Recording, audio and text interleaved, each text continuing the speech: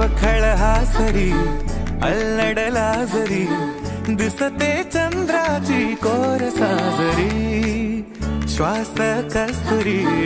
सुगंध वाऱ्यावरी आज माझ्या घरी अवतरली